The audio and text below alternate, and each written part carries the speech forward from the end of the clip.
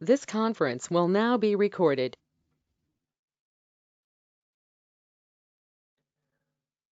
So I think the next step would be to see if we do have any public comment or input.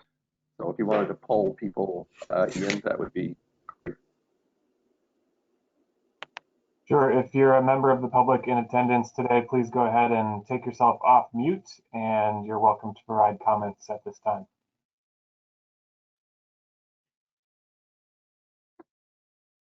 I see Roger. Go ahead, Roger. Yes, I submitted comments by email, so I thought that could be read. And when did you send those, and to who? I sent it to the email address you gave, comdev at whatever. You know, is the address you sent to send comments. Okay. Yes, that is the correct email address. I did not receive those yet, so let me see if I can get a copy of them, or if you'd like, you can go ahead and read them. I just forwarded them to you, Ian.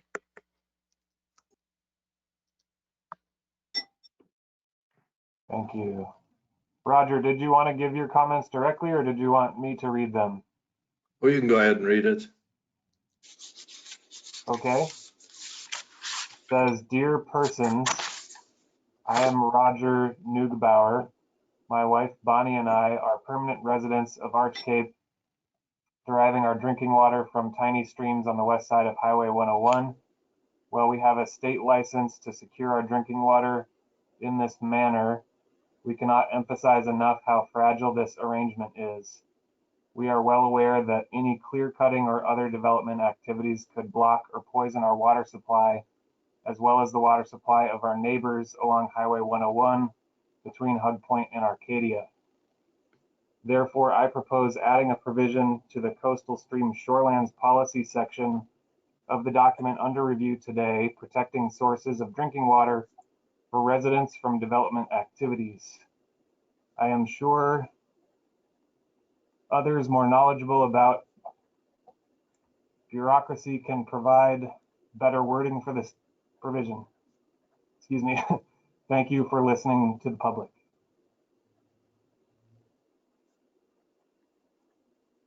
All right, great. Thanks for that input, Roger. And that absolutely is on our agenda to be talked about today. So it's really good that we get, some more support from the public for that. Anyone else?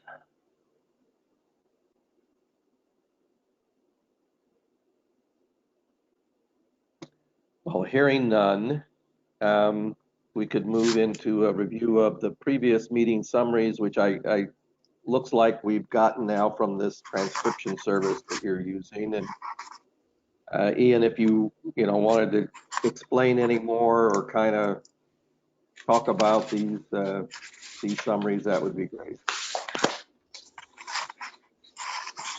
I don't have anything to add, just a note that they're organized sort of by the topic of discussion rather than chronologically, and so you'll see some timestamps there when things have been sort of rearranged to make more sense for the minutes. So that's the only comment that I had, but I'm happy to answer any questions you have about those minutes. Oh, I do have a couple of questions about this. I didn't want to spend much time on it, but with respect to the summary of January the 13th, line 19 to 22, it says, Mr. Assistant replied that staff is working with CREST to evaluate wetlands countywide. Is that true? I keep hearing different things about what CREST is contracted to do, whether it's just up at the northern end of the county, or is it in fact the whole county? Okay, I can address that question, Charles. So we worked with CREST, we being community development, to update the Duncan Thomas report, which was completed in 1983. We also asked CREST to identify riparian areas and help us come up with some standards or criteria to create a definition for riparian areas. So the Duncan Thomas report itself primarily focuses on the Clatsop Plains area. It also includes some wetland areas out in the northeast portion of the county. But at this point, we did not request the budget funding or have the budget funding in place, nor have we contracted with anyone to look at wetlands throughout the entire unincorporated county area. Okay, so if we could amend the minutes to be more accurate for that, I would appreciate it. Well, the minutes are accurate. It's just that things have changed, I think. Well, can I just follow up on that, Gail? Because I think the Arch Cape and Cove Beach folks are asking constantly about what is happening with our wetlands. You know, it's been 10 years now since the wetlands inventory was completed at community expense. And several times it has come, over the 10 years, it has come up to the Board of Commissioners, and they've told the staff to do something, and really nothing's happened. So I guess we need the most current information on that so that we know how to approach this. So we know how to answer questions, but also so we know how to approach this community plan issue. Okay, yeah, so Linda, back maybe a month or two ago, I'm trying to find the exact date. We did take an item to the board work session on, looks like September 22nd was the last time, and also previously on August 11th, where we did go before the board in a work session with the Goal 5 policy questions that we had. One of those questions was specifically about the Arch Cape local wetland inventory. And our question was whether or not the board was interested in moving forward with adoption of that local wetland inventory. And at that time during the discussion, as staff has understood it, there was not an interest in moving forward with adopting that. And I think part of the concern was that we've recently had some wetland delineations that have come forward for individual properties that have shown some discrepancies between the wetlands that were identified in that 2011 study and what's actually showing up on properties today when people, environmentalists or biologists, are going out to delineate the wetlands. And I think their concern was that that inventory now was, as you noted, 10 years ago completed, and there were concerns that conditions on the ground may have shifted to the point where it may not be as accurate as it once was. That's just my understanding of what I think I heard. Okay, well, I don't guess it's not the time or place to argue that point. I would just say that leaves us with no default. I guess if someone comes in with a lot on the local wetlands inventory map, you will still refer it to DSL, right? That's correct. And DSL has actually refined their inventory in the past year. They have created the statewide wetland inventory, which is based not only on those old LIDAR images that were comprised the national wetland inventory, but it also takes in soil types as well and looks at hydric soils. We also, when we get applications in for that area of the county, we also rely on the local wetland inventory, even though it's not adopted by the county, and we don't have any specific standards tied to that inventory, but we do utilize it as our basis. And then every time we have a property, regardless of where it is in the unincorporated area, we do send a wetland land use notification to Department of State Lands, and then they have 30 days to respond back with information about wetlands and permit requirements and those types of things. Okay. Well, that brings me to another question. If I could ask it, Charles, would it be all right? I know we're in the middle of the minutes, but. It's fine with me. I only have one other comment on the minutes, but go ahead. Well, I'll ask it at the appropriate time. Okay. So my second comment is also on the summary of January the 13th on line 39. It says, Mr. Deitch noted that in the southwest coastal area, everyone has their own septic system. That was actually in the Cove Beach area. I mean, there are other homes in the southwest coastal area, but not all homes in the southwest coastal area are on septic. For example, Arch Cape is on a sewer system. So if you could revise that to say in the Cove Beach area, I think that would be more accurate. Okay, I've got that noted. Thanks, Charles. Thanks.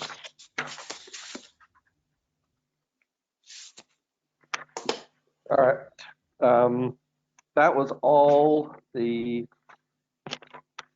notes I had on the January meeting. For the February 10th meeting, I did not have any comments on that. Did you have any corrections that needed to be made or additional information, Linda, on those minutes? No, I'm just happy to get them. I'm wondering if there will be one from February 3rd. That was the extra meeting we had. There's a reference.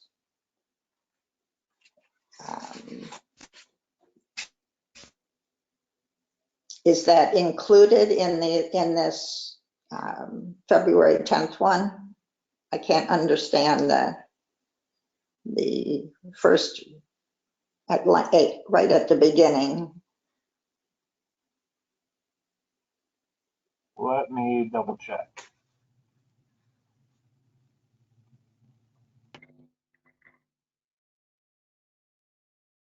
It wasn't clear to me either, Linda, so let me get back to you on that. But we covered a lot of information on that February 3rd one, so I think it's not included myself, but okay. Thank you. And I would second that.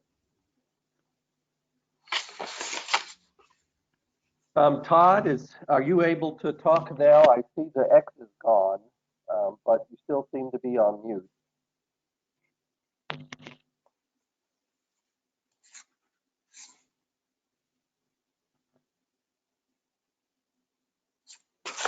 Todd, could you unmute yourself so we can make sure your audio is working?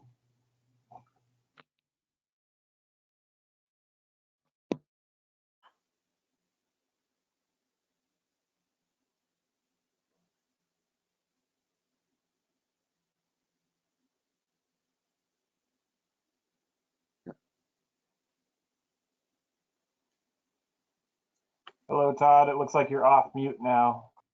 We can't hear you yet if you're saying anything.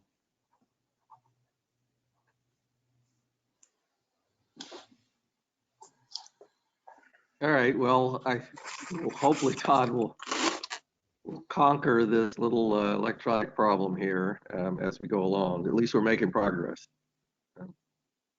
Because I see the little green light goes on and off from time to time.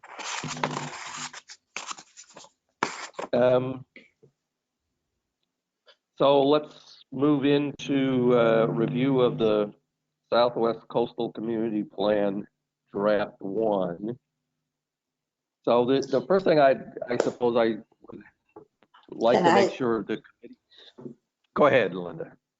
I have two questions that are kind of general before we get into that, if you don't mind. Oh, fine. And since we have Gail right now, I wanted to get him in case she has to leave. Okay.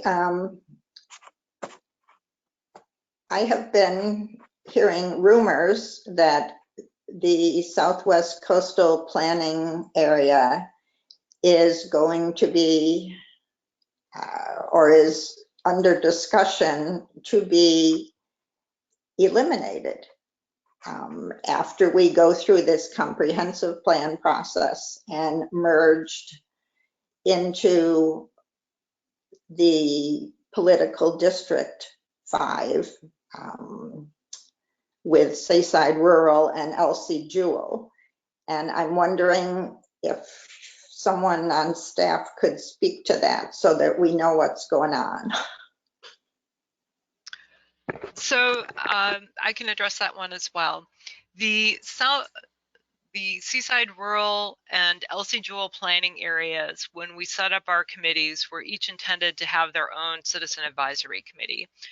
We had a very difficult time recruiting members from Seaside Rural. So thinking that their issues between LC Jewel and Seaside Rural were likely very similar in nature, we merged the two committees just to work on their individual, well, not just to, but we merged the two committees to do the work. So that one committee is actually handling 2 planning areas. One of the recommendations that they have made as they've moved forward in this process is that the folks from the LC Jewel area don't really feel knowledgeable enough or comfortable making decisions and recommendations for the Seaside Rural Planning Area. They feel, in their opinion, that the issues in Seaside Rural are more closely aligned with the issues in Southwest Coastal. And so they have talked about the possibility of merging Southwest Coastal and Seaside Rural. There has been no discussion at the board level. There have been no recommendations formally made. There have not been any approvals to do this. So yes, there has been discussion, but it's not something that has reached any level of formal recognition or approval. I didn't really understand. Are you saying that it was LC Jewel's idea to merge That's correct. Southwest Coastal and Seaside Rural? Correct. Okay. So one of the things that I had suggested by email was if somehow the agenda item has disappeared. There used to be an agenda item here to give an update on the countywide activity. And actually, that would have bearing on the question you just asked, Linda. Okay. So I'm going to ask Ian if we can slide in an agenda item for me to give a overview of what happened at the last countywide CAC meeting, for which I am now the liaison for our committee. Yeah, Charles, please go ahead and do that, and I will make sure that's included in the next agenda. Okay, thank you. So when at the last countywide meeting,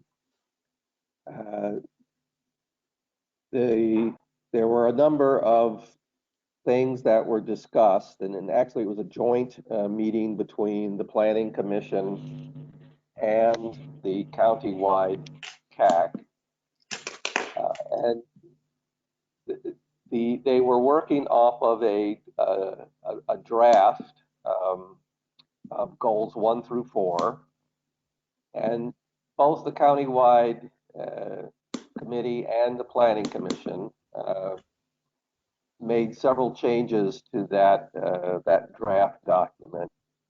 And I'm not going to go through all of them because I don't remember them, and I didn't want to take all that much time. But the key things that they both the countywide CAC and the Planning Commission agreed on was that they really wanted to retain the CACs as permanent structures and going forward. And we did look at a couple of maps that staff put up which is to your point, Linda, where the commissioners had asked or wanted to eliminate the planning areas and just have the political, the 5 political districts be the, essentially that both a political district and a planning area. And both the Planning Commission and the countywide committee recommended that not be done, that we retain the planning areas as they are, and that we, as I mentioned, that we retain the CACs as a permanent feature. So that was a kind of a big issue with that came out of that meeting. And then there was also a meeting yesterday of the Planning Commission, and this was the final review of the Planning Commission of goals 1 through 4 before the Planning Commission sends that on up to the Board of Commissioners for their review. And I think Gail already mentioned the date when the board's going to review that input from the Planning Commission for goals 1 through 4. But again, at the Planning Commission meeting yesterday, they kind of reiterated that they wanted to retain the CACs permanently and that they wanted to retain the existing planning areas. And there was a number of other items that were included as recommendations for goals 1 through 4, but I'm not going to drill into them because we've got so much on our plate that I just wanted to hit those highlights. So does that more clearly answer your question there, Linda? Yes. I was aware of the votes at the countywide meeting. And I actually did see that brought up into the commissioners, but there wasn't any discussion about it at a work session. Right. Okay. All right. So, a big question in my mind is how we move forward to attack the rest of our Southwest Coastal Plan. We started out with Ian's worksheets, where he had summarized the goals and policies from the existing comprehensive plan in a worksheet, in an Excel worksheet format. And we were marching through that in our prior couple of meetings. And we've gotten up to, I think, page 6 of the 15 pages of that worksheet document. So in my mind, we could either keep moving through that. That would be one approach. But Linda has sent out some proposed new topics that are things that I would call kind of big picture items. So we could also just talk about those, the big picture stuff, and see how that might integrate in with how we're going to finish up the Southwest Coastal Plan. And of course, now there's a new third option, which is the draft document that I guess Ian or Julie or somebody has put together that came to us with the package for today's meeting. So that would be a third option, would be just to go through that. So I'm looking for input from the other committee members on how you want to proceed. Well, let me just say that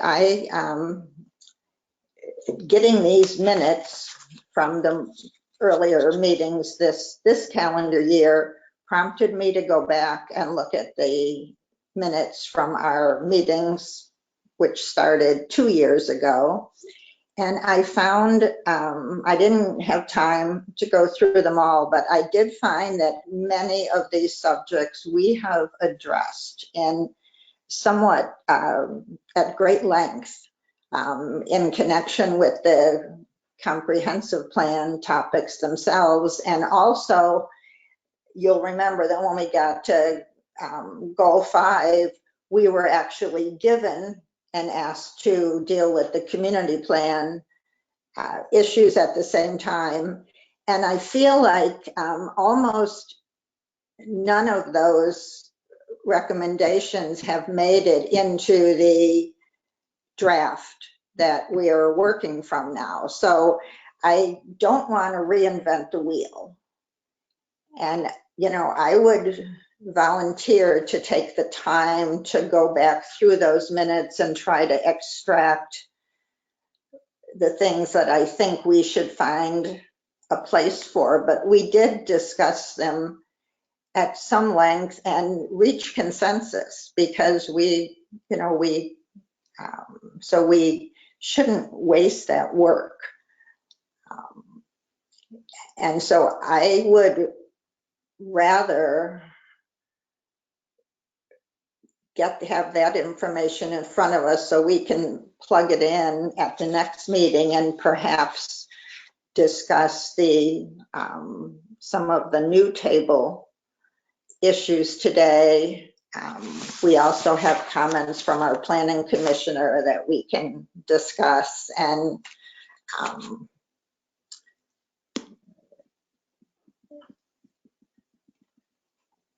so that is one comment I have. The second comment is that there are a lot of things we haven't talked about yet that have to do with infrastructure.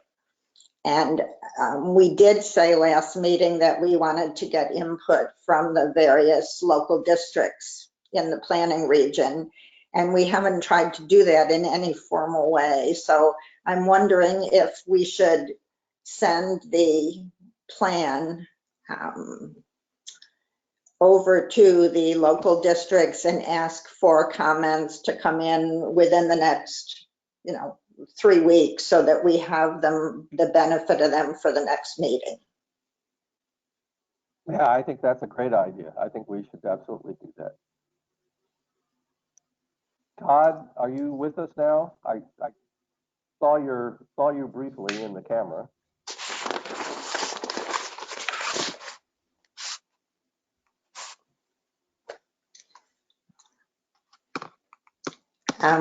Ian, would you be able to do that, to contact the local districts? And if so, can we make sure we have a list of all of them? Because this gets a little confusing. Sure. So I've got the Artscape Water and Sewer Districts and the Fire District, and then the Falcon Cove Beach Water District,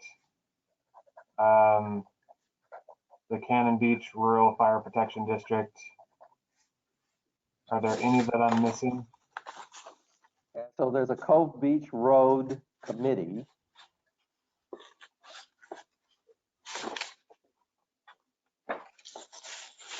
Okay. There's something up in Rogers area. Isn't there something up in Rogers area? There's Cannon View Park is a water district. And then I think there is another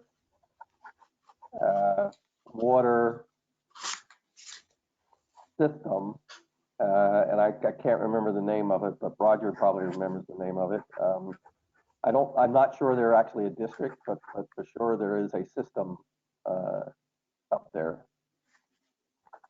or I think Grand Lane and thereabouts. Right.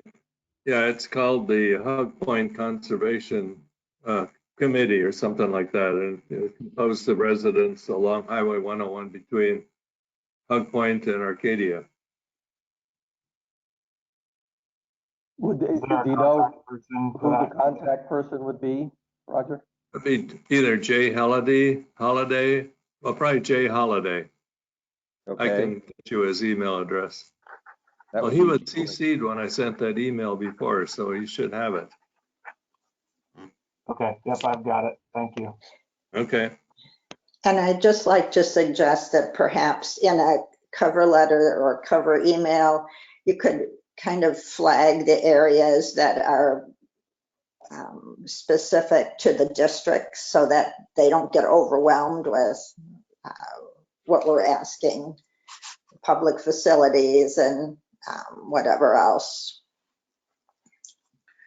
Yeah, I know in my mind, it really is the point that you raised initially, and that is the infrastructure piece of it, because every one of those districts is to some extent capacity constrained. So they can't just, reach in their back pocket and pull out, 2 or 3 more fire hydrants and 5 or 6 more, water connections and accommodate people. There are real, honest to God, physical limits to how much water they can get. So that is really, in my mind, a central piece of what I'd like to see from those districts. Okay, does anyone have contact information for the Cove Beach Road Committee? I do, yeah, I'll send it to you. Okay, and then for the Cannon View Park Water Group? I will get that as well. I'll send that to you. Okay, thanks, Charles.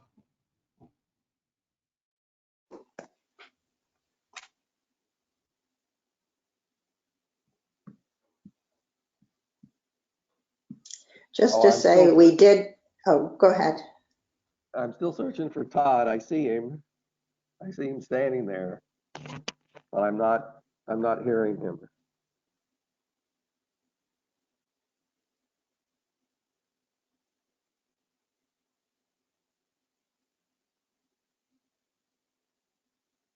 Are you there, Todd?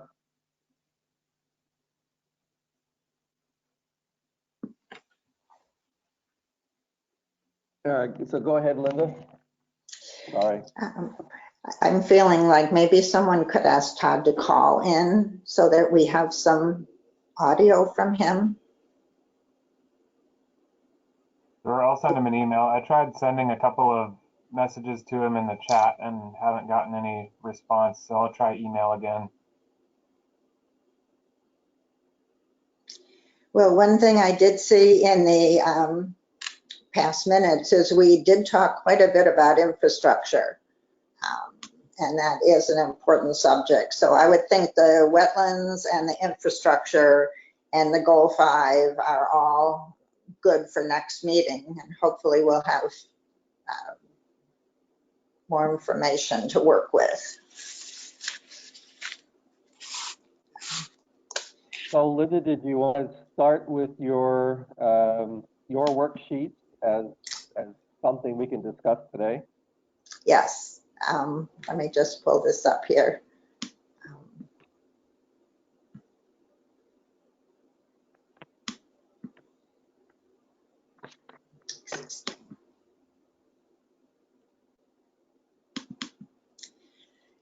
Well, I've been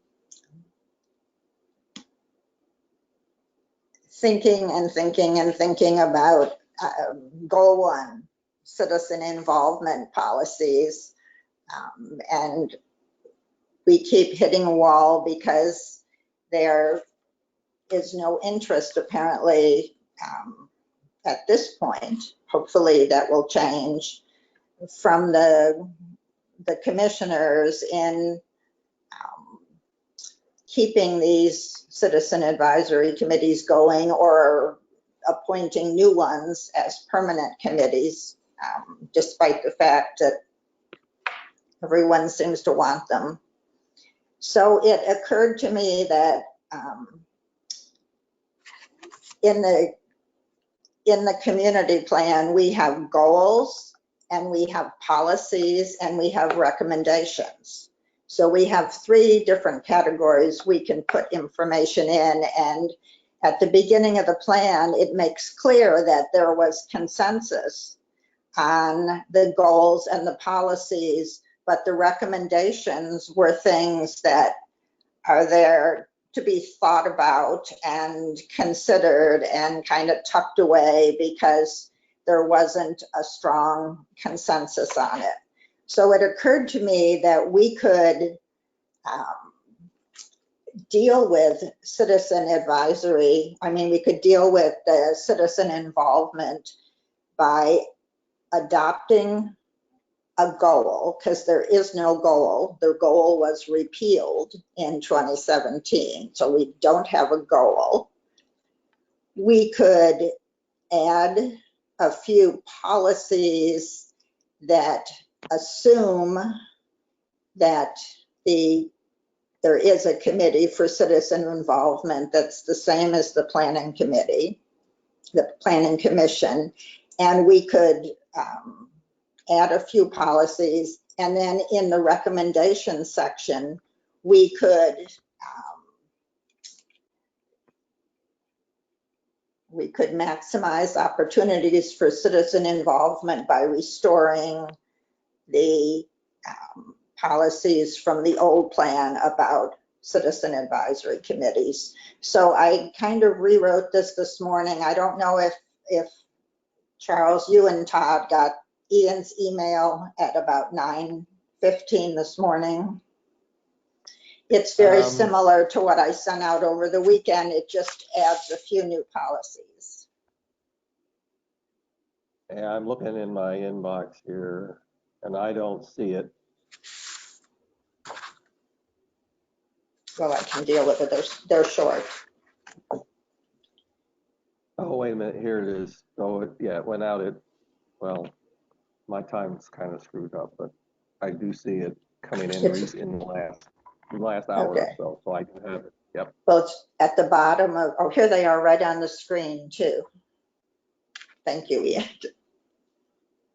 You're welcome. Yep, great, that's what I just got, so good. So I'm a little worried about a quorum here, but I'm going to keep doing this and we can always endorse it later.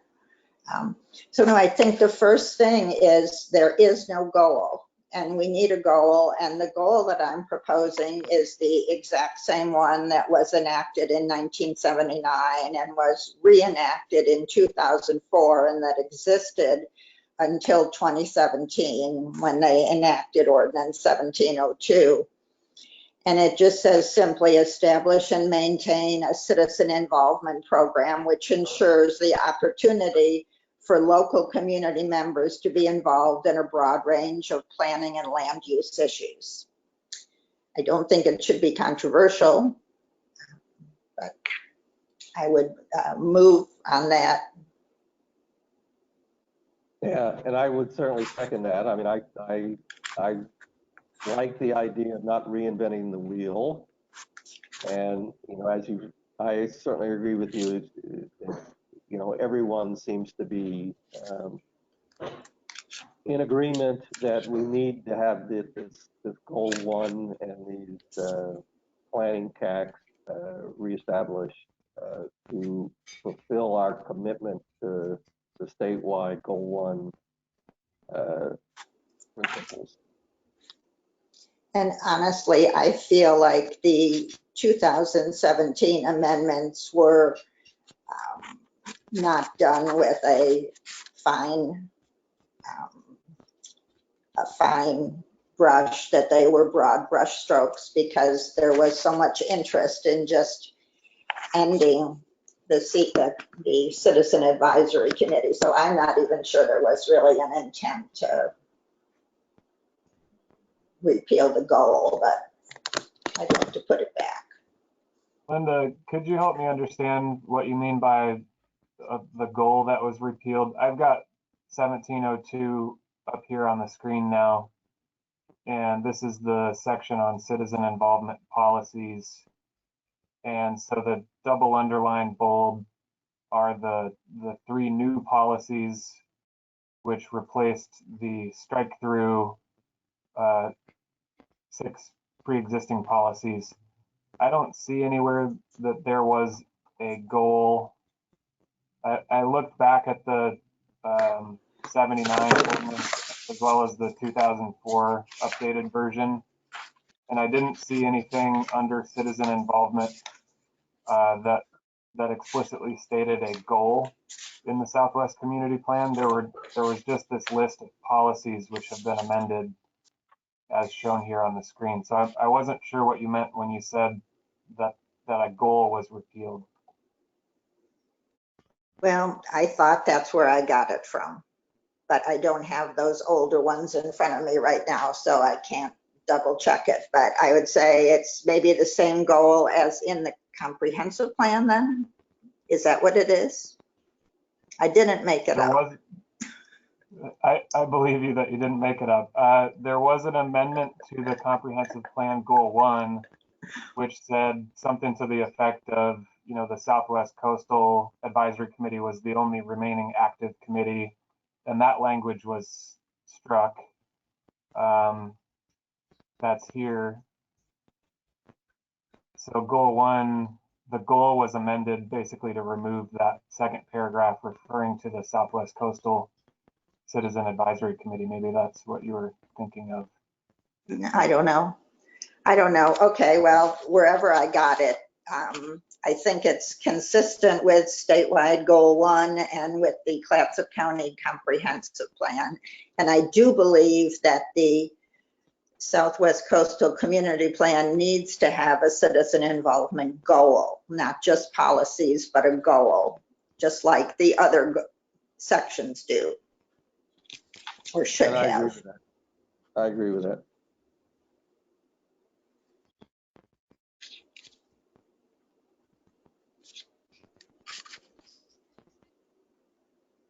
Okay, I can incorporate this goal you have into the next draft. We're trying to get a hold of Todd. I sent him instructions to call in, and I'm not sure if he got them. It doesn't look like he's called in yet. So we're trying to get a hold of him so that he can participate, and still haven't heard anything from Chris. So Linda, I don't know if you have the ability to text Chris or anything like that, but it would be great to have everybody here and participating if possible. Do you want me to keep going with this? No, I'd say if you can make a phone call to Chris, that would be helpful. Well, I tried. I did text him. Hard for me to do. Well, what we can do is we can also have them watch this video and give their opinions.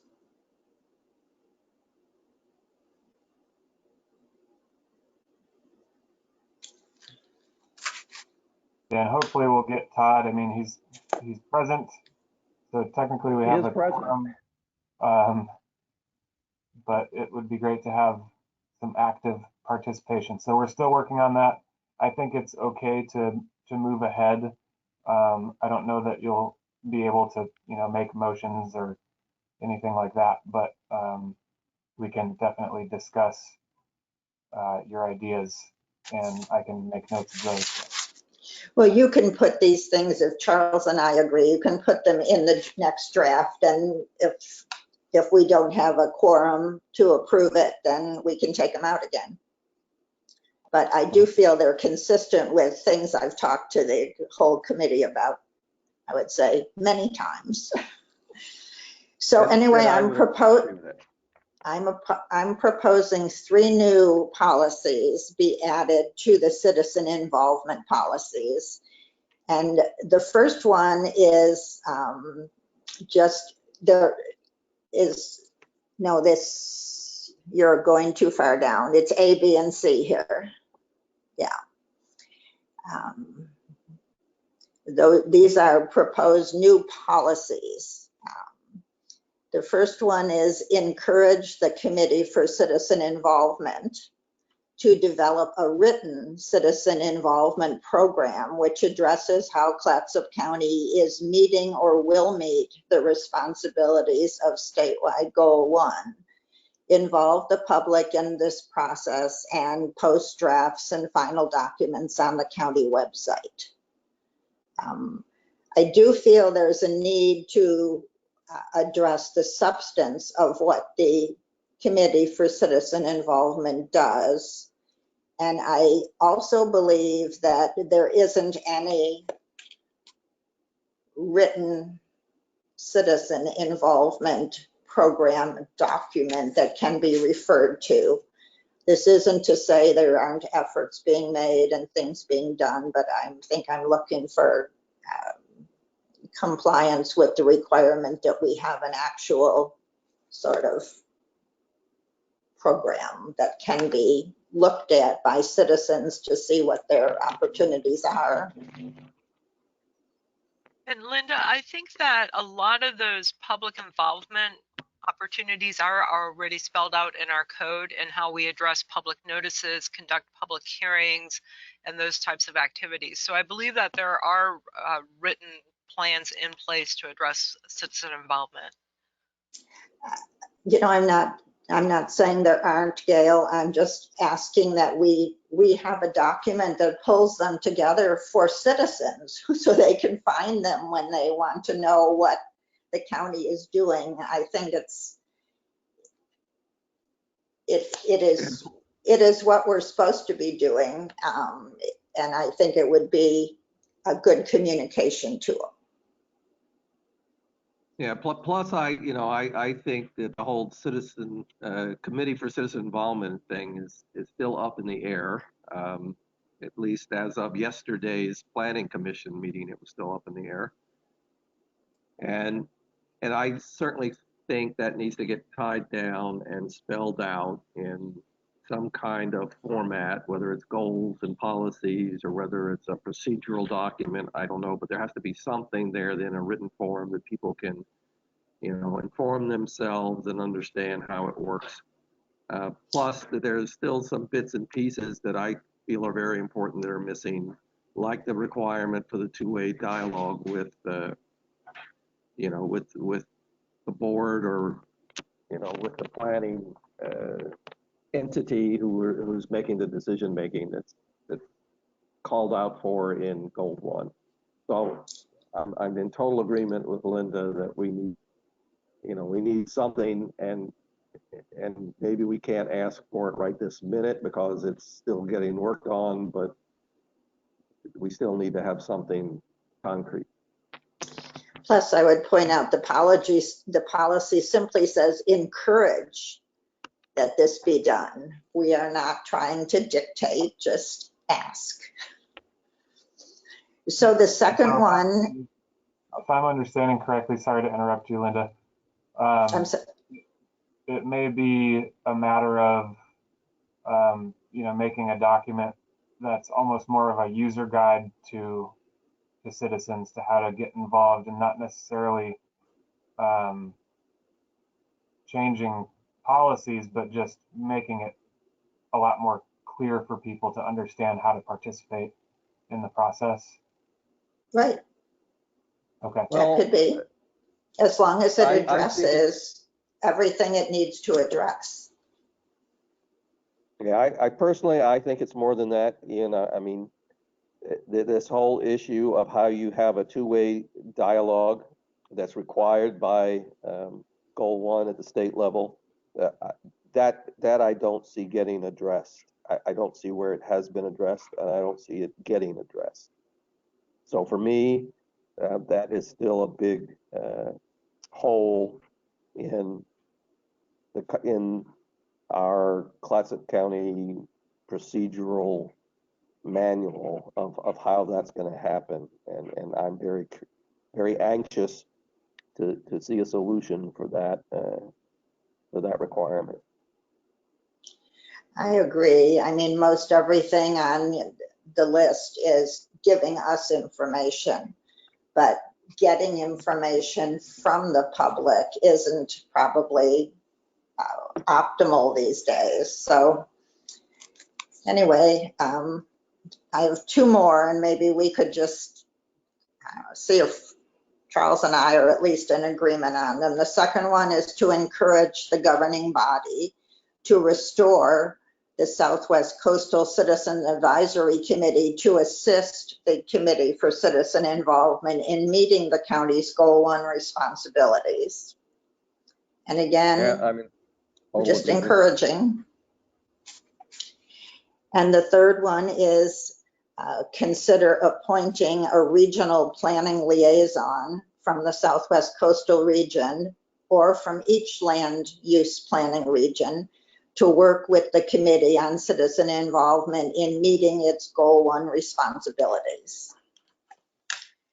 So I'd like to, I don't know if it's a motion or just propose that those be added in to these 3 existing citizen involvement policies as being our contribution toward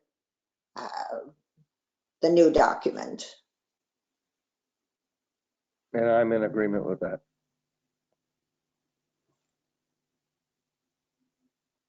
And I don't care what order they go in. You can renumber them or just make them 4 through 6.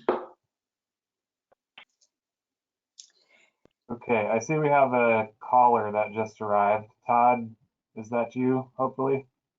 Yes, it is. Can you hear me? Yes, we Yes. can. Welcome, Todd. That's good. Carry on. So Linda, why don't you reform that as a motion? Or, yeah, and then I'll second it and we can vote on it. Okay, I move that the Southwest Coastal Citizen Involvement Goal and also the 3 citizen involvement policies that are on the screen now be added to the Goal 1 citizen involvement section of the community plan. I second. So any discussion on this? Todd, I'm kind of assuming you've been listening to what we've been doing anyway. No, I just got on. I haven't been able to access the meeting at all. But I support what I've seen on in Linda's email. Is that what's on the screen? Yeah. Yes. Okay, then I would vote aye. Okay, so Todd's an aye, Charles is an aye, Linda. Aye. Okay, so that's unanimous. Thanks. Okay, and then the actual reinvigorating restoration or appointment of a citizen advisory committee, I would propose we put in as a recommendation, which is something for down the road to be considered. And I have to say, we've had a citizen advisory committee in our region for more than 35 years. We had one through many changes of board of commissioner members. And, you know, it's like right now we're at a time where commissioners don't seem to want these committees, but we're planning for the next 20 years. And so rather than having, if we have a change of opinion on the part of the next commissioners, then I'd like to have policies in place that they can look to see what the region wants and not have to start from scratch. And so the ones that are on the screen right now are, they're taken almost 1 through 4 are taken almost verbatim from the prior this I'm sure of, the 1979 and 2004 versions, except that Gail did chime in with some suggestions last month when I wanted to circulate these. And I did take her suggestions and incorporate them like I do have now the Board of Commissioners appointing the members after being nominated by the community rather than the community deciding who would be on the committee. That was one thing that was brought up. So I'm not going to read all this unless I need to for the record. May I ask? Go ahead. Yes, thanks. Is this the maximize opportunities for citizen involvement under that title, Linda? Yes, Todd, yes. Thanks, got it. Yeah, so I'm. And Linda, I don't think you need to read through all of them. We've got them here on the screen, and they'll also be part of the record of today's meeting. Perfect. I didn't understand that, I'm sorry. You do not need to read through them. They'll be part of the record of today's meeting. Okay. I move adoption of this recommendation. Second.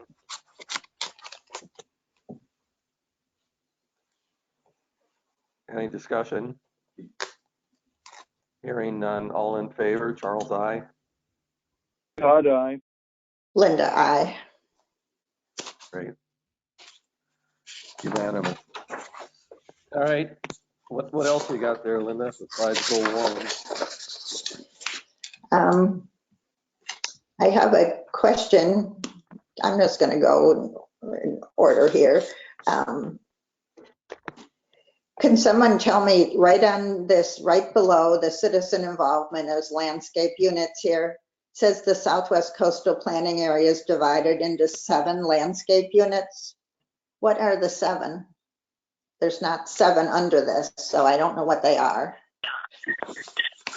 Okay, let me pull up the 2004 ordinance, which has a map. One moment.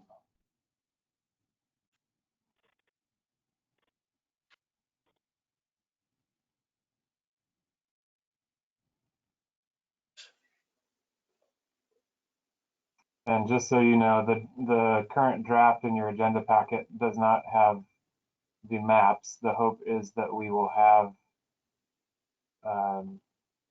new maps for the new version of the plan. So we've just got placeholders there for now. So Well, we have. I can get them from that. Yeah, can you see that okay? Okay. And then on the key here. Yeah, I think you'll have to blow it up a lot more. Well, maybe we can blow it up on our side. Yeah, you should be able to expand it. Oh yeah, I got it. Great. So dunes, coastal beach, headlands and points, marine terrace, alluvial lowland. Oh, no, there's more than. That's not 7. That's interesting. There are 9 listed there. Oh, and shoreland. So Shorelands. which for sure, shorelands is one of the areas. So I'm confused. Okay. Well, maybe we could think about this, and by next meeting, we could come back with a sensible thing, because as I read through landscape units, the sections, they have the beach policies and the stream policies all mixed in together. And maybe if we can, we're going to have a lot more policies. So if we can divide them up a little differently. Okay. One thing you might consider, I know some other groups are kind of heading in this direction, is not necessarily to organize policies around the landscape units, but to organize them differently. So you wouldn't have to use the landscape units necessarily for these policies. They could, if that's not a method of organizing policies that makes sense today, it would be okay for you to say, hey, let's keep these policies that we want to keep, but not necessarily organize them the way they currently are, and find sort of better boxes to put them in. And so let me ask you a question, Ian. Do these landscape units make make sense to the planning department? I mean, is there something that you guys look at those units and say, oh yeah, I recognize that these are classic units that we use all the time, or not? We really only use them when it comes to, if we're writing a staff report and we're looking at a community plan. Those are kind of the only places where these landscape units show up, where we'll, see what policies apply and how that affects a land use application.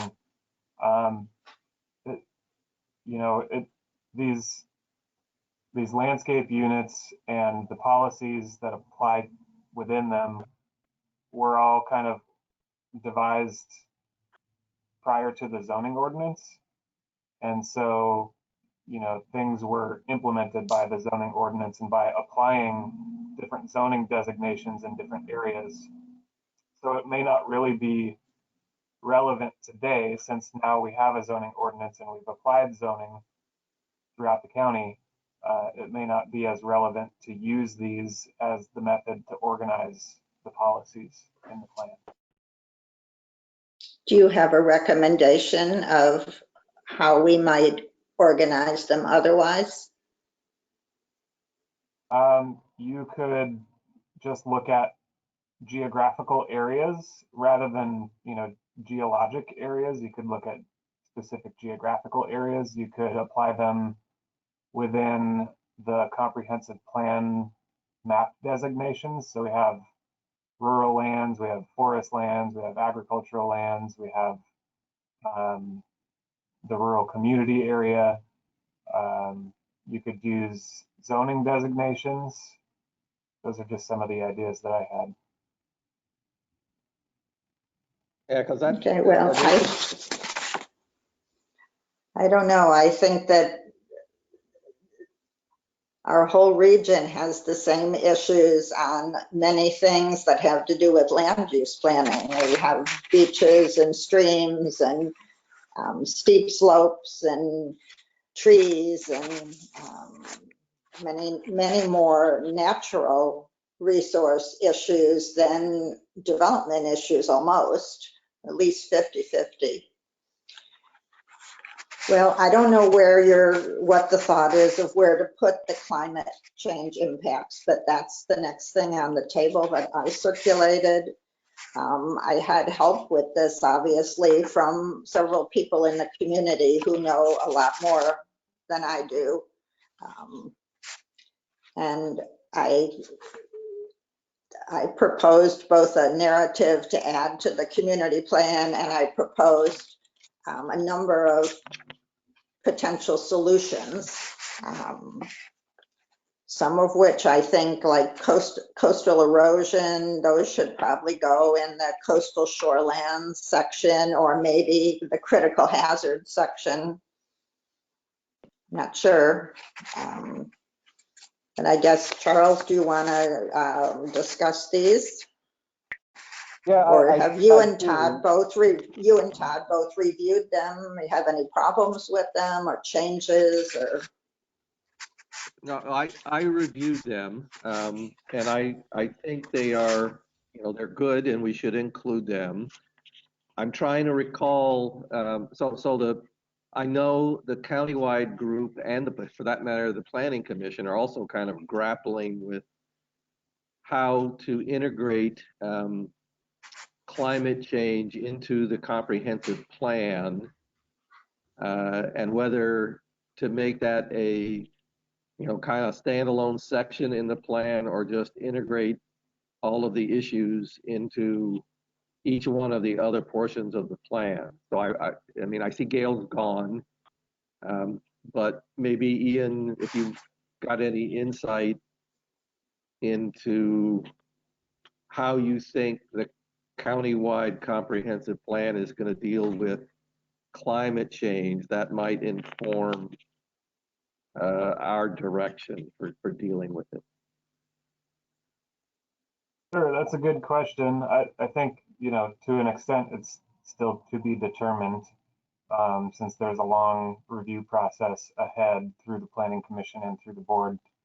I would say, from what I've heard at the board level, there is maybe some sensitivity to the fact that the term climate change has become a politicized term. And, they want to be sort of judgment neutral and value neutral in this comprehensive plan update effort, but not necessarily to deny that, we might have more intense storms and higher wildfire risk and things like that. So if you wanted to incorporate policies to address, needs to adapt to these increased risks and, potential sea level rise and things like that, I think that's fine. And, we're not hopefully going to spend too much time trying to wordsmith policies here, but, avoiding phrasing things in a way that might be seen as political or not neutral, but, just evidence-based policies that propose logical solutions to adapt or to, do something like managed retreat, with, changing issues that can be supported by scientific evidence. Well, I think the concern is that certain people don't believe climate change is human caused, or that we've done anything, but I have the impression that there's no one denying it. But this was written with that understanding in mind that we aren't going to be accusing anyone of creating it, but we do have to deal with the impacts of it because they're very severe, and especially at our coastal regions. So I don't know if there's anything about the wording of this or anything, or if we can just adopt the narrative and figure out later where we're going to put it in the plan, or if you could just add a section at the end for now that includes the climate policies. We can even take the word change out of it. We can take the word change and put climate impacts. This is a topic that has come up too with where does this topic fit into the plan? And really it can fit almost everywhere in the plan, whether that's citizen involvement or agricultural lands or forest lands or wetlands or estuarine resources or beaches and dunes or the economy or housing. It really could kind of affect just about everything.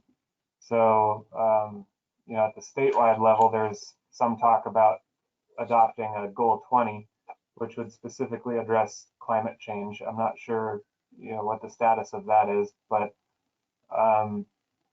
otherwise, again, there's probably some goals and policies related to things like heavy rains, flooding, wildfires, droughts, heat waves, those kinds of things, policies that you can incorporate into applicable sections of the plan, whether that's stuff that kind of falls under goal 7 and natural hazards, or if that's, if there are things that affect the economy. And then the other thing I would say is that there's, essentially these topics are going to affect us, and we need to find ways to deal with them and to adapt and be proactive, but that we recognize that probably Clatsop County alone isn't going to stop these things from happening in any meaningful way. And so, to focus on how to adapt and how to be proactive about dealing with some of these things that we're anticipating over the next 20 years is a good way to think about framing them. Well, so, we did try.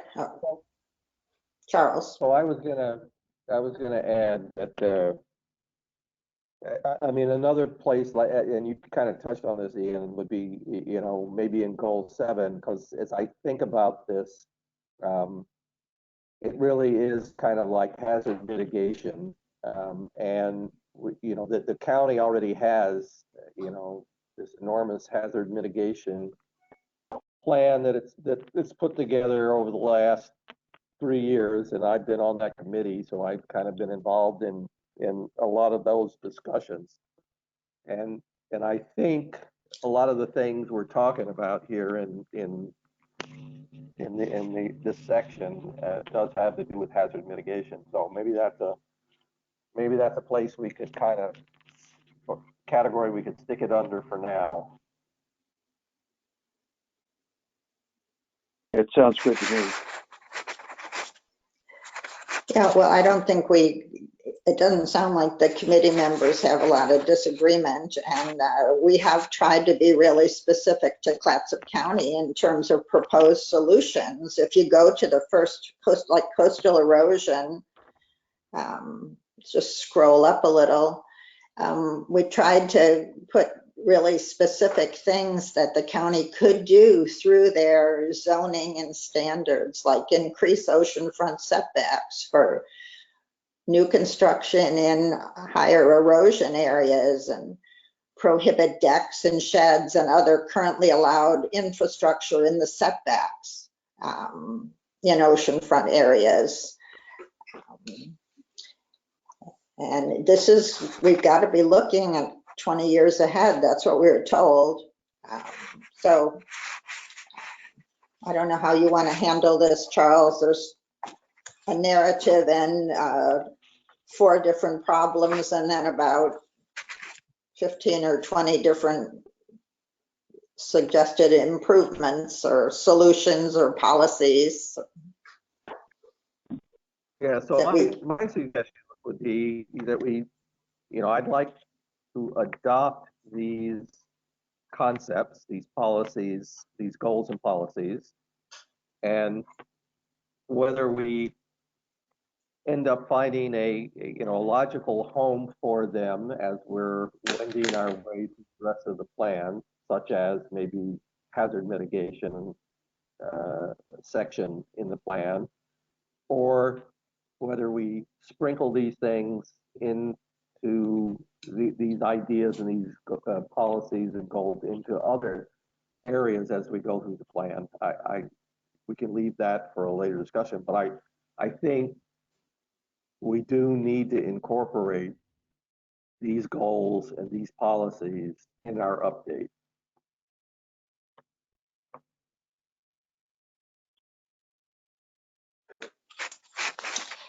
So moved. So what I'll do is I'll incorporate these. I think what I'm hearing is they probably belong best in, I'm going to pull up a copy of the draft here. There's a section for critical hazard areas and talks about some different hazards present in the Southwest Coastal Planning Area. So I think, the narrative here could be amended to include some of the issues that Linda brought up, and then the policies could incorporate some of the proposed solutions that Linda had there as well. Well, Ian, could we maybe leave it to you, delegate to you the job of proposing where to put these things within the critical hazards area? Yeah, that's what I'll do. So for your next that'd be meeting, great. Yeah, so for your next meeting, I'll amend this section to incorporate those 4 items that were in your table, Linda. Okay, and just for the record, they'll be seen in the new draft, but the first specific climate problem identified was coastal erosion. The second one was coastal armoring, or what we used to call riprap. The third one was drought and flooding, and the fourth one was wildfire risk.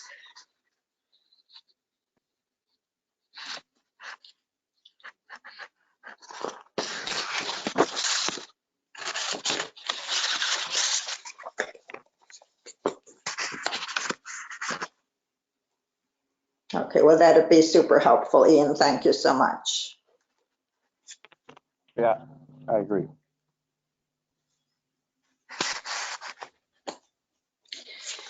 So, okay, on my table, the next page, I think of as more critical hazards. Unfortunately, I left the earthquake and tsunami preparedness section blank just because I'm not familiar with the tsunami committee and what the work they're doing for the county, but I thought that would be the source of what we put in here. Someone can look at that maybe, but I just wanted it as a placeholder. The next one is I called landscape preparedness. And we had the Arch Cape Falcon Cove Beach Community Club had a very eye-opening meeting back in May with Rick Hudson, who's the Emergency Preparedness Director for Cannon Beach. And he brought to our attention something that I know I wasn't really thinking about. You know, we all think about preparing for tsunamis. We all have our go bags, you know, where we have to leave our communities and take something with us. But he brought to our attention that perhaps an equal or even bigger risk for an isolated region like everything south of the Cannon Beach line, up until you get to Manzanita, really, is the risk of major landslides cutting off our area and isolating us from any services from the north or the south. And he told us that experts believe we need to be prepared for 2 weeks of sheltering in place, which is a scary prospect. And he said you have to also take into consideration that whereas residents might be prepared, some of them, the communities are filled with visitors in all of these short-term rentals and even some day visitors, and those people are not going to be prepared. So he was suggesting that the communities need to get their act together, and the most obvious thing to do is to create survival caches for the communities with food and water and heating supplies and other things. And he said Cannon Beach is willing to share resources with us in terms of know-how and things. So anyway, that got my attention.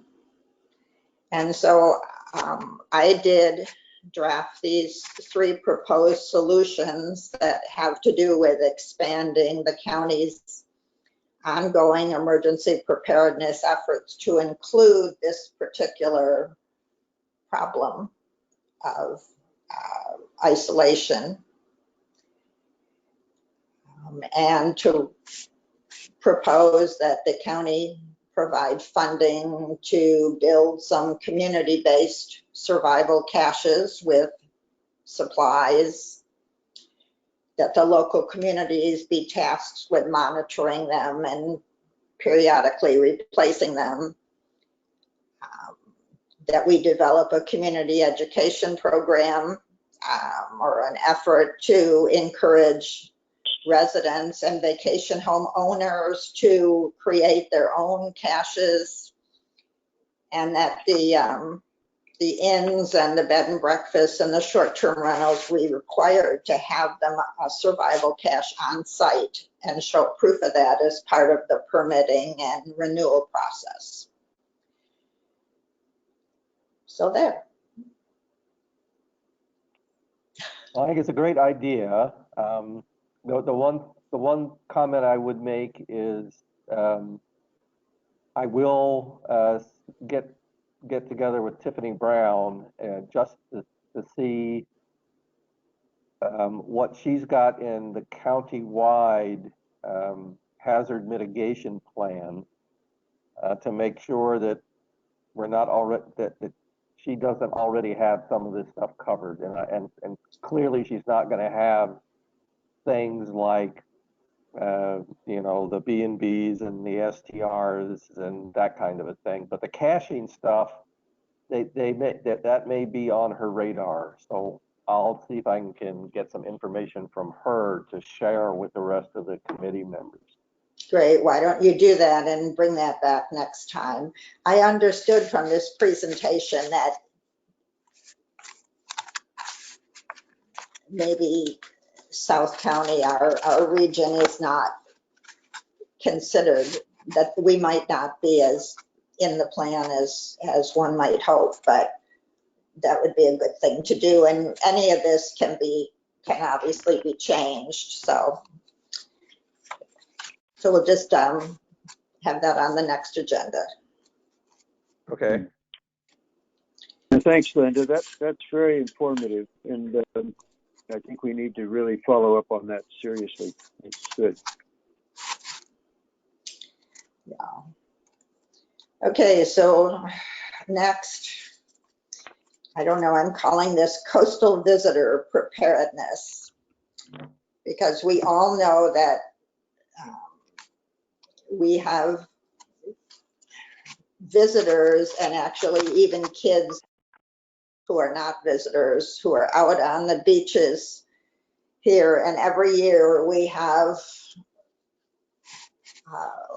deaths and rescue emergencies from things like sneaker waves and the king tides, the ocean currents, logs rolling, people climbing the cliffs and the headlands and getting trapped.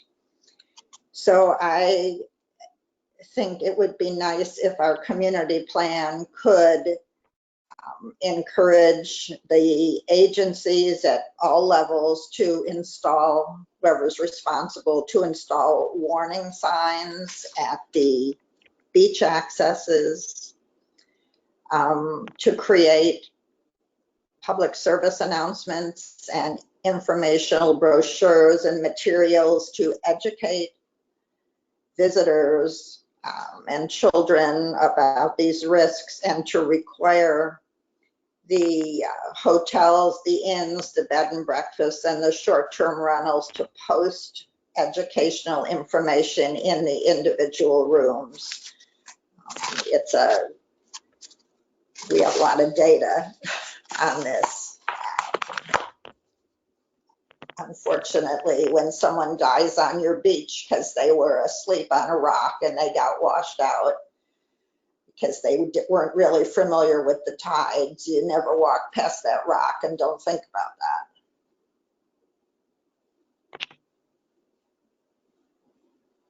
that. Yeah, I won't argue with that.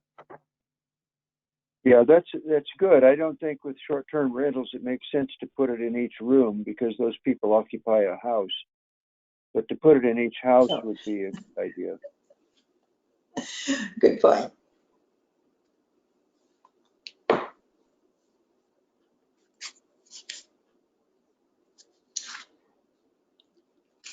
All right, so those problems, the earthquake and tsunami, the landslides, and the coastal visitor unpreparedness are kind of a group.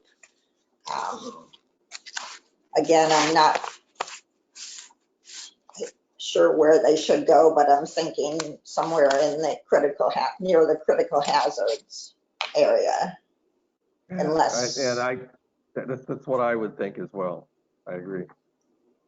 Unless Ian has a better suggestion. I don't. I think that's a good place for them. Well, I'd move that they be included. I second. And I would vote aye.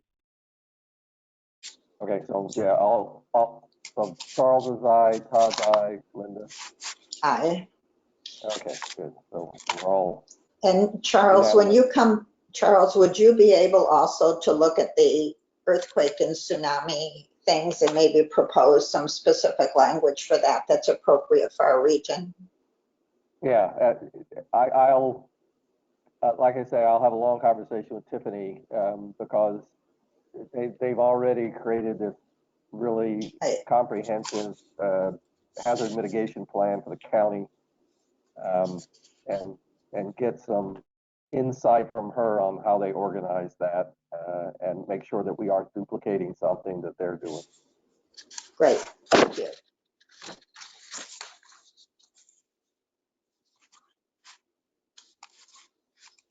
Okay, do you want me to continue with these? Yeah, I think we got another, at least we got another 15 minutes maybe. Well, maybe we can get through this chart, and we've got a lot of our sort of the things we talked about in now. Okay, and the next one is tent camping on undeveloped lots. The county current interpretation of the ordinances is to allow tent camping on undeveloped lots for up to 30 days. I believe they're limiting it to one tent. But most undeveloped lots in the Southwest Coastal region are forested. Many are not accessible by road. They have no access to sanitary facilities. They have no water source, and they're at high risk for wildfire if campfires get out of control. And the majority of the residents appear to support regulation. So I would like to propose that we encourage the county to adopt a new ordinance for the AC, RCR, and CR zones that says tent camping is specifically prohibited on all vacant lots in the AC, RCR, and CR zones. And then an exception that says camping is with one tent is permitted in these zones for up to 7 days when done in conjunction with an existing residential dwelling or an RV legally on the lot where camping will occur and with the written consent of the lot's owner. Commercial camping is not allowed anywhere in these zones. Great. I love it. This does impact those of us that are short-term rental people and who have an adjacent lot and would like to maybe have more than one tent. So it's pretty restrictive in that regard. I don't know why the one tent is in there. Well, in my eyes, again, this is, I'm thinking of this as what happened in a residential zone. So both of these zones, AC, RCR, and CR zones are residential zones. So, having camping, quite frankly, I always thought it was actually prohibited in residential zones anyway. And when I look at I can remember when I first bought my property, I looked into this in the CR zone anyway, and as best I can recall, the only camping that was allowed, or the only RVs that were allowed on a residential lot in the CR zone were for people that were actively building a house. So if you're actively building a house, then you could have an RV on your lot, and you could be living in the RV while you're building. But there was a time limit, I think, as best I can remember. But maybe Ian knows more about that. So it is possible to get what's called a temporary use permit to live in an RV during the construction of a home. It requires an application and a permit. And all the permits for the home need to have been obtained prior to issuance of the temporary use permit. But otherwise, there is a section of our zoning ordinance that says, or that lists exclusions from a development permit requirement. And that includes camping on property you own for up to 30 days within a 90-day period. So I think that's what Linda was referring to. So anyway, that's something that is excluded from a permit requirement, regardless of the zoning designation.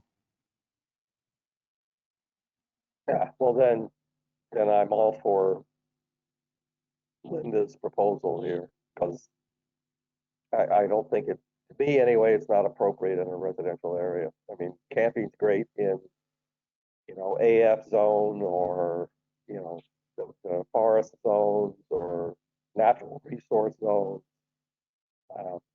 But in a residential area where,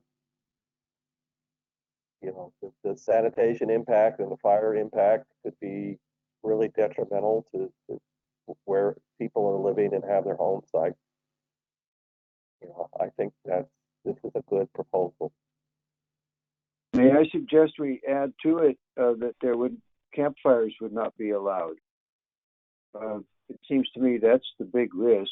A couple of tents out there for people to sleep in conjunction with, say, a family reunion or something like that doesn't create any harm, but campfires certainly could. Todd, would that policy apply to everyone who owns a home then too, who might want to have a fire in their backyard?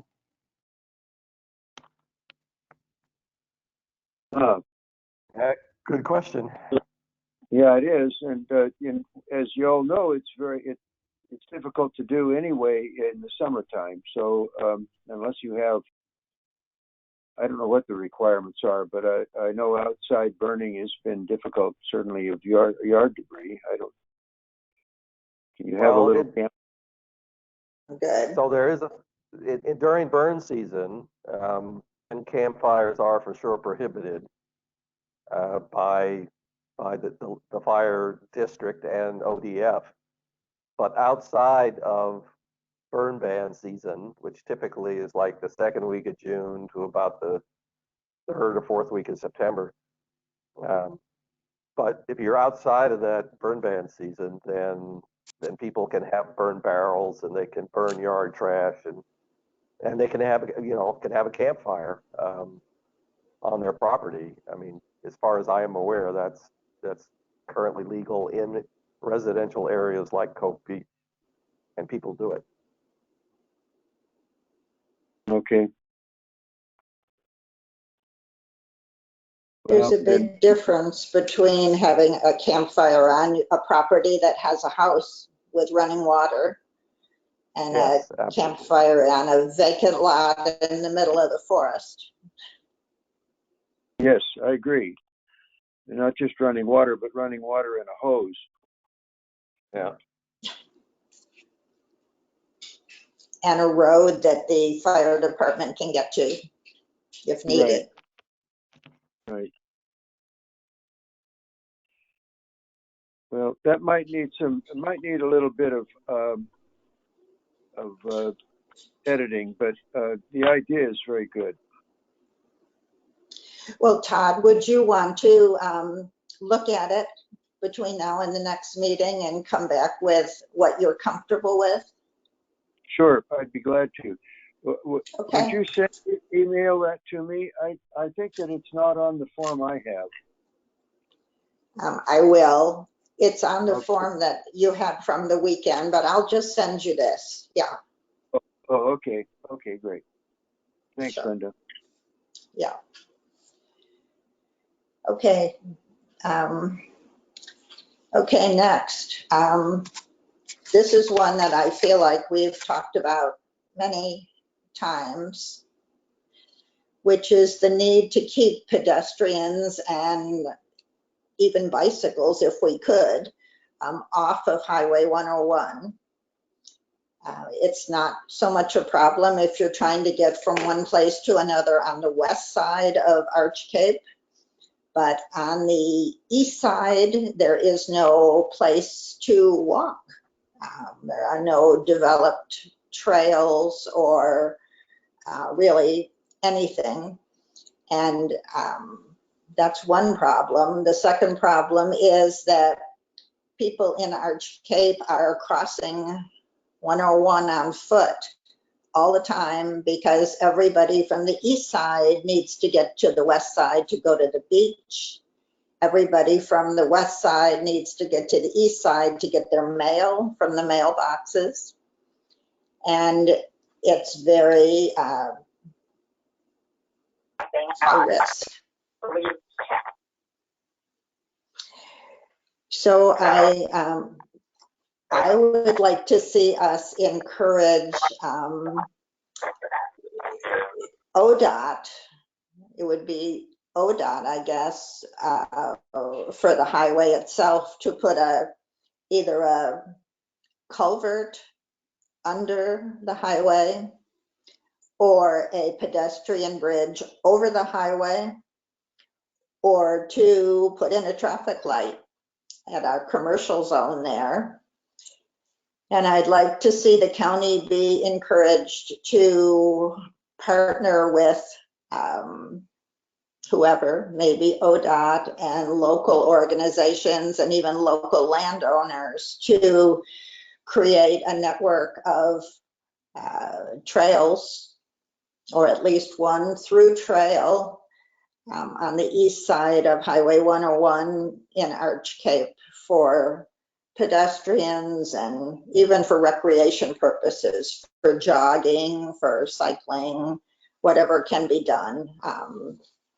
But it really, it's needed for safety.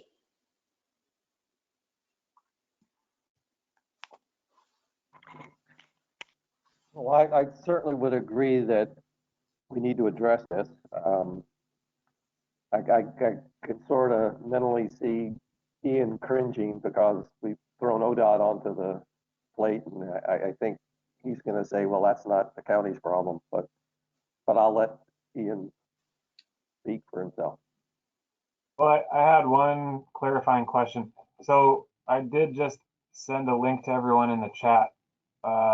It's an ODOT link about their pedestrian and bicycle program, and it has a ton of good resources with regard to their safety implementation plans. And I know the Oregon Coast route is something that's often discussed because the shoulders along Highway 101 are so narrow, and it's a curvy road, and so it can be dangerous when you have vehicles not aware of cyclists on the road or things like that. But so I guess the clarifying question I had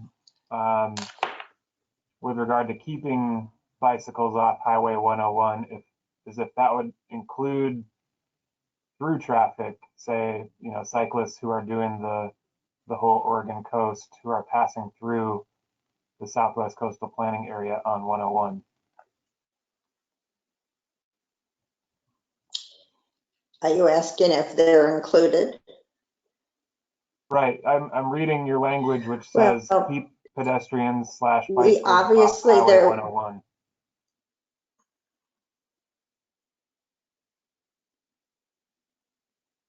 That's just a shorthand, but obviously there would need to be a feasibility study on what land is available through rights of way, whether there could be easements on private property, or whether some landowners would even be willing to contribute some of their land for this purpose.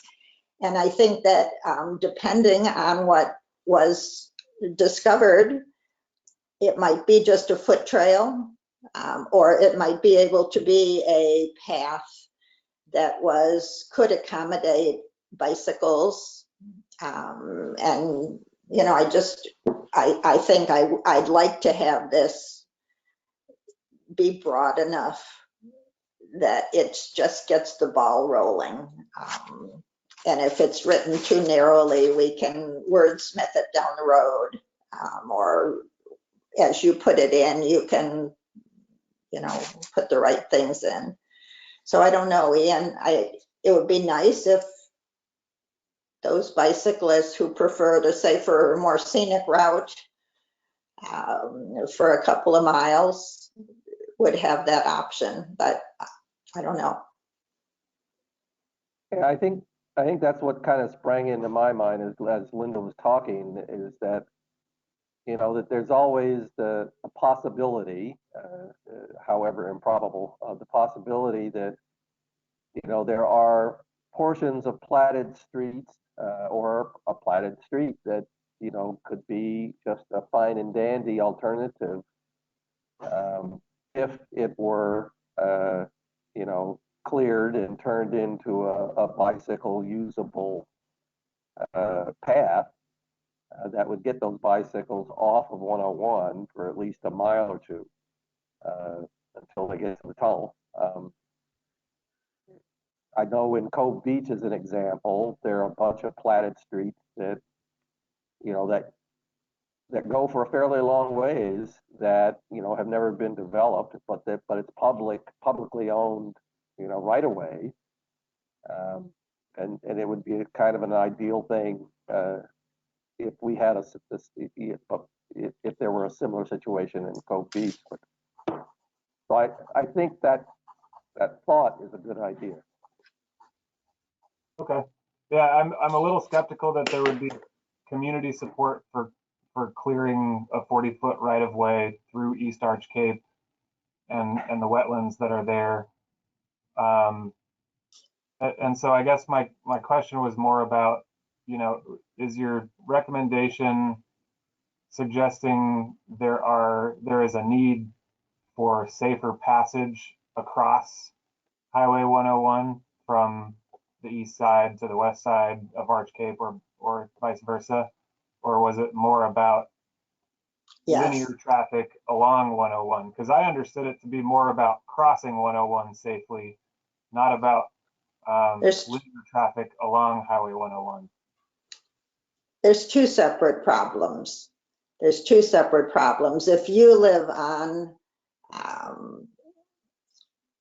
Shingle Mill Lane at the south end of Arch Cape, and you want to get to Hemlock on the north end, both are on the east side, for the most part, you have to walk along the highway to get there. You can cross the highway. Well, Shingle Mill's a bad idea, but let's say one a little further north. You can cross the highway, walk on the streets on the west side, and then cross back again. But it's two separate problems. There isn't any way to walk from one end of Arch Cape to the other on the east side, because there isn't anything there really, except for a few roads that people have put in, bits and pieces. And it's a separate problem that you have to cross the road frequently.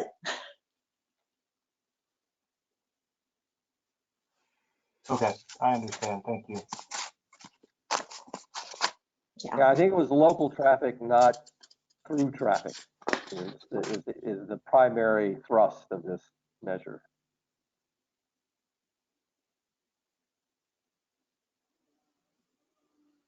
All right, so you want to stop there, or do you want to do the unbuildable lot thing? That's kind of a big subject and fits in with infrastructure, really, because it has to do with, so let's leave that for next time and let's give the public some opportunity to comment. Okay, perfect. So Ian, I'll let you poll the public again. Sure. So anyone who's still on the meeting is welcome to provide comments at this time. I see a few folks. Roger just came off mute, so you can go ahead.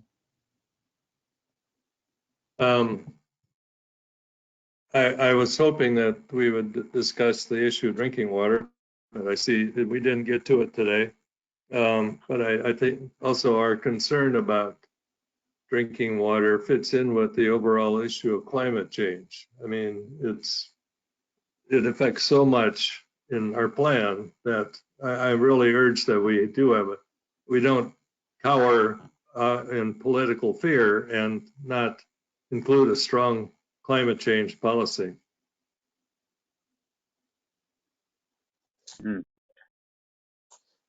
Yeah, thanks, Roger. And we will get to that, absolutely will get to the drinking water thing. As I said, it's been something we have already identified, and we are going to, I think today we kind of touched on it lightly in the sense that we are absolutely going to get in touch with all of the water system operators. And I happen to be the system operator for the Fountain Cove Beach Water District. But we are going to get in touch with the system operators for all of the other water districts to make sure that they have input to our update process for the Southwest Plan. Excellent. Okay, thank you, Roger. Would anyone else like to provide comments who's currently on the call?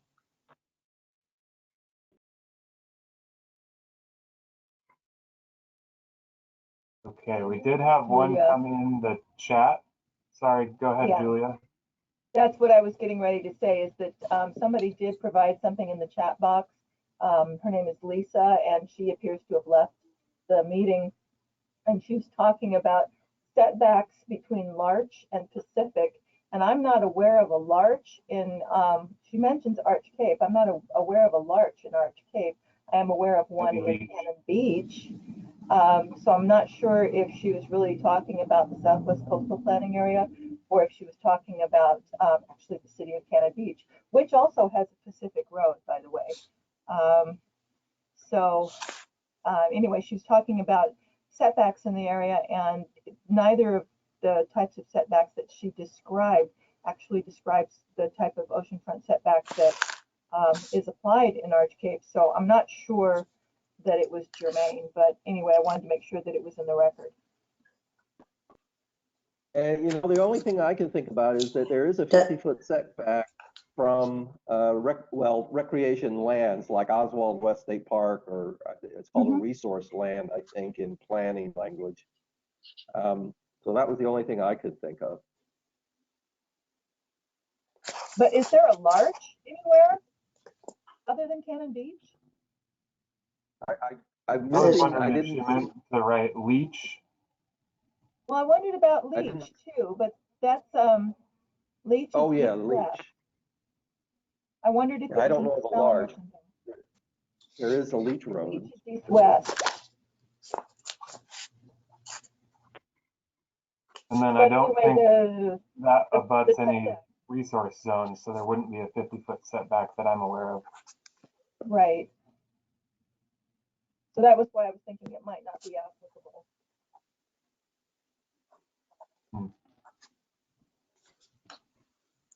All right, well, if that's the extent of the public comment, I don't think I've got any closing remarks other than maybe, Ian, just because there seems to be so many things going on, if you could just give us kind of the dates for the Board of Commissioner meetings and the workshops for like the next 2 weeks, that should sure be helpful. Yeah, I don't have them on hand, so I can follow up to you with an email with those dates. And then that would be great. Charles, meeting. I was going to say, Gail just said one of them is today at 4. The work session today, they're going to be educated on the planning goals. Is that the? Yeah, at 4 o'clock. So, I mean, the normal Board of Commissioners meeting starts at 5, but they're starting an hour early for this training session. Okay, And then Let me they'll double check that for you because I think the work sessions normally start at 5 and the regular meeting starts at 6. Let me double check. And I already checked. This is Julia again. This training session, the statewide planning goals training session, is an 80-minute session. It does start, the work session does start at 4. There are a few things on the docket ahead of it. I think if you were there by 4:30, you would probably come in about where the planning or section of it is. But the work session does start at 4. Okay, thank you. So when does the actual formal Board of Commissioners meeting start? What time? 6 p.m. 6? Ooh. All right, thanks. Right, but the presentation from Gail on the planning goals will be during the work session, which starts at 4. All right. And your next meeting date will be November 10th at 10 a.m. again here via GoToMeeting. Perfect. Okay. And the next joint planning, I thought I had it written down here, but I don't see it. Do you happen to know the next joint planning meeting? Let me check. Hang on, I may have it written down because it was I yesterday. believe that's Over this October yesterday. 26th, Yep, that's it. October 20th. 9, and that's 9 a.m. Okay, good. So people, for the rest of the committee members that are interested, I certainly encourage anybody that wants to keep up with all the moving parts. That could be a good one to call into or observe. All right, with that, anybody got anything else? Linda, you or Todd, you got anything else you want to add? No, I didn't catch the date of the countywide meeting. Julia, did you say that? October 26th, 9 a.m. is countywide and planning commission joint. Okay. And will we all get an invitation sent to that? How do we get into it? We're not on the committee. I believe that it's going to be on the county website, and so you can Okay. always get in via the county website. If you pull up that front page, it'll have a button that takes you to meetings and agendas. It brings up a calendar, and you just click on the meeting that you want to go to, and click on the link that comes up in the agenda packet. It will get you to any meeting. I can do that. Thanks, Julia. You're welcome. All right, well, thanks, guys. I'll just call the meeting adjourned, and thanks to the staff for putting us along again and putting up with our zigs and zags. All Okay. right, thank you, everyone. Thanks. See you Sayonara. next time. Bye-bye. Take care.